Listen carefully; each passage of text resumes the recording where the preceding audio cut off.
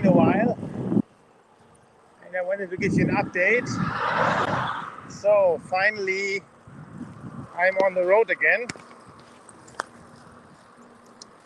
So I was one day in a car to Chicago. That was the longest car drive I ever did. 12 hours in one shot. Then spent 2 days with Kathy. It was very good to catch up and to talk and to have time. So we drove to Lake Michigan with her dog Molly, and we went for a stroll there at the beach. That was beautiful, and cooked together. And she was working obviously the Monday, and I organized some of the logistics for Toronto. For example, where to drop off my bike, how to disassemble it, how to box it up, because it's quite big and it's a little work required to fit it in a cardboard box for the so that it would go on the airplane. And then after 2 days, I drove over to Detroit, 6-hour drive. And I think it was a wise decision to not cycle this. It's just too crowded, too full, too dangerous. No cycling lanes. That would have not been fun. And so I arrived in Birmingham, Detroit. That's a northern suburb. And my colleague Suzanne greeted me and welcomed me.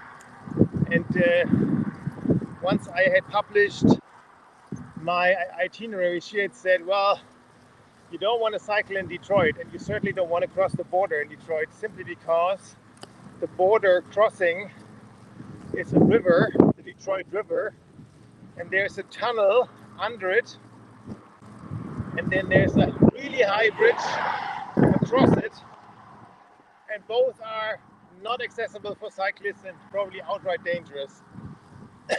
So she said, why don't you come? I give you a tour of the city, and then I drive you across the border. And that's what we did. So I arrived at lunchtime, and we loaded the bike in her car. She picked me up at the Avis station, the rental car station. Then we drove to her place and freshened up. And then we had a tour of Detroit, downtown. Really interesting. A bit of the history. She's very knowledgeable about the city and the history. She lives there since 2010 in German. Had a career at Bosch, and then followed her husband, who works for Mercedes-Benz, over to Detroit. And she's a cyclist herself. She spent her youth in Taiwan, speaks Chinese. I mean, that's super impressive. Yeah, and I didn't have much of an image of Detroit, but it certainly wasn't a positive one. And that has really changed. The way Susanne showed me the city, we drove down Woodward, which is one of the 3 main roads that lead in a straight line, like a spoke, into the hub, which is downtown Detroit. It's called Metro Detroit, which means metropolitan area, so a lot of suburbs. And then the actual downtown with a couple of high-rises, and obviously the headquarters of GM and Ford and the big automotive companies back in the days. And really interesting. I learned something about the time of slavery in the US.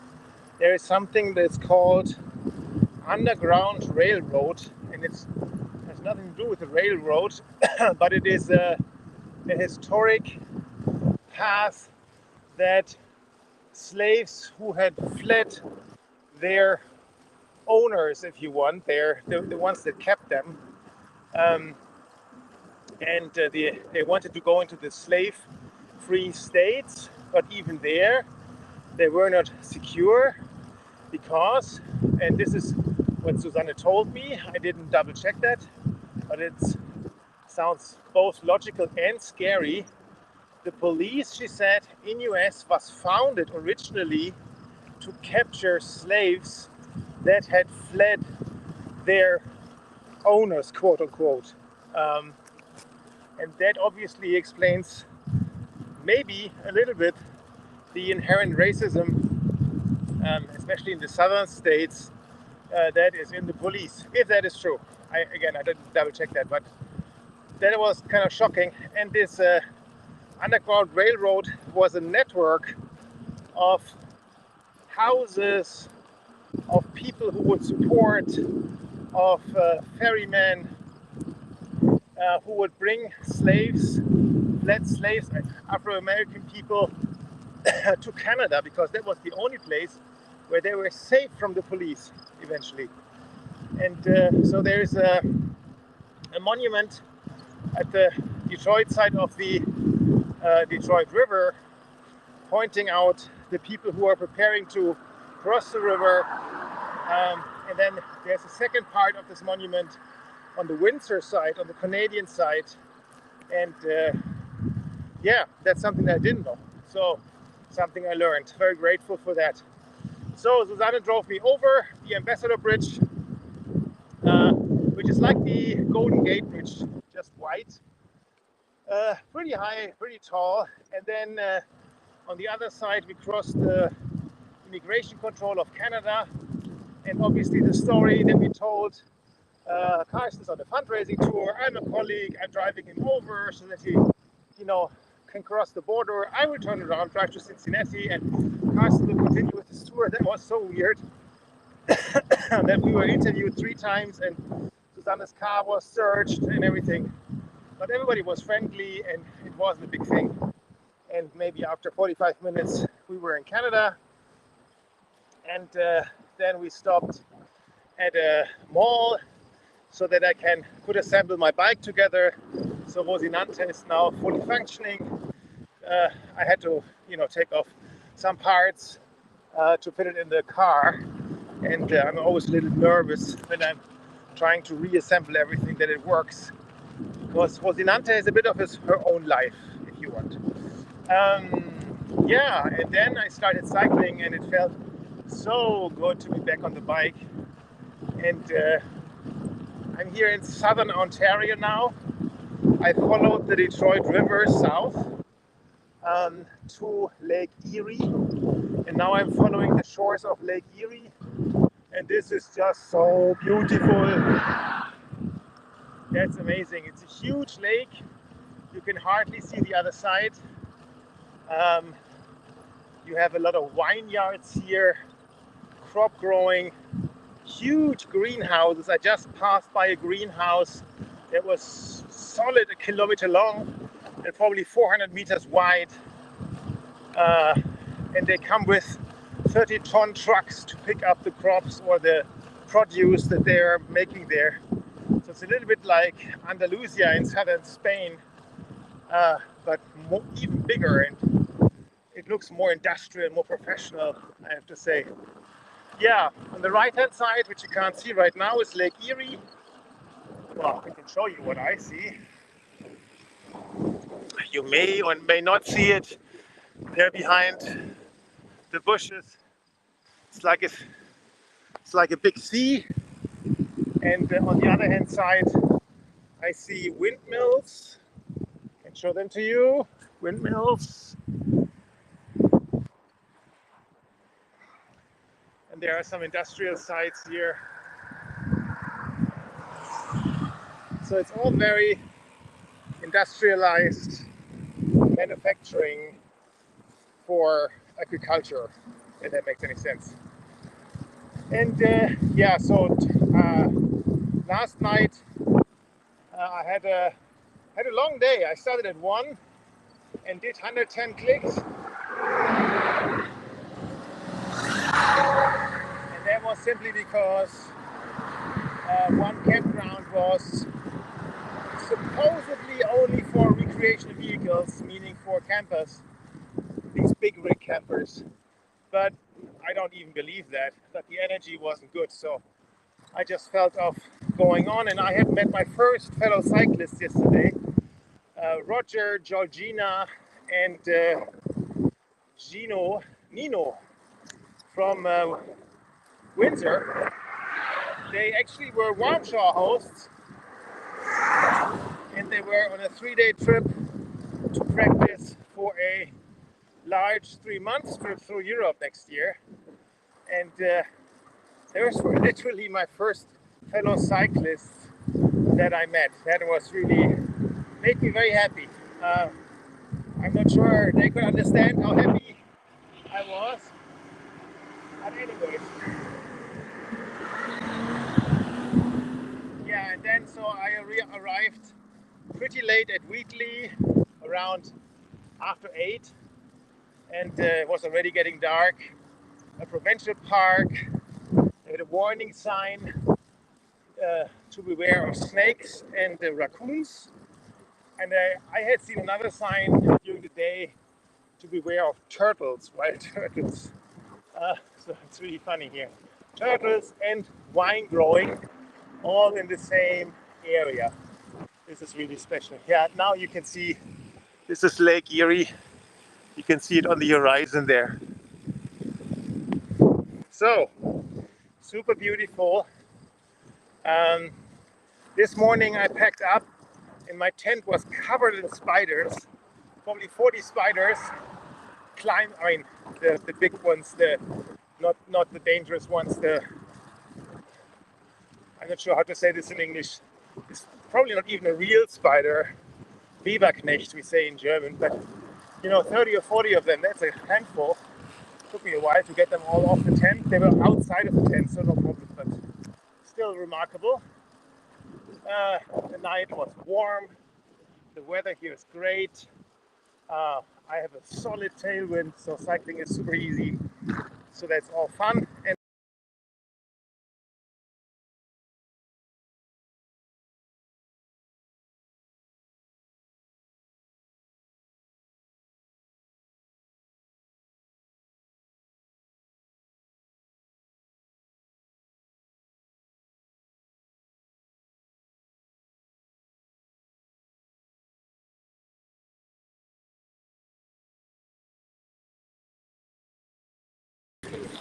sorry, I somehow touched something. How is the situation back at home? So Carolyn is doing well. She is on a bit of a road trip herself with her camper right now in Switzerland, crossing the Alps to Italy, and she's on a spot where we have been before, part of her pilgrimage that she's doing, the Via Francigena, going from Canterbury to Rome, and she's there with our dog Buddy, and I know that she's in a good place, and we are in good contact and chatting several times a day, and this feels very good. Aaron is preparing the fundraising event in Toronto for next Tuesday. I'll be planning to arrive in Toronto on Monday, and I'm very much looking forward to seeing the Niagara Falls along the way. So that's what's next. I'm here. There's not much infrastructure. Yesterday, everything was full of, restaurants and shops and stuff. It was really a bit of a tourist place, so it felt very easy. Here, it's now getting a bit more thin, I should say. But I have spotted a gas station in 30 kilometers, and this is where I will go now for some grocery shopping. What else can I tell you? The mood is good. 8 on a scale from 0 to 10, and the weather is supposed to stay like this. This is all good. In terms of donations, I think we have reached the 3,000 euro mark, which is awesome, but obviously we could use some more, quite frankly. So just be reminded This is a fundraising tour. Please spread the word. Please help us. Please get people to donate.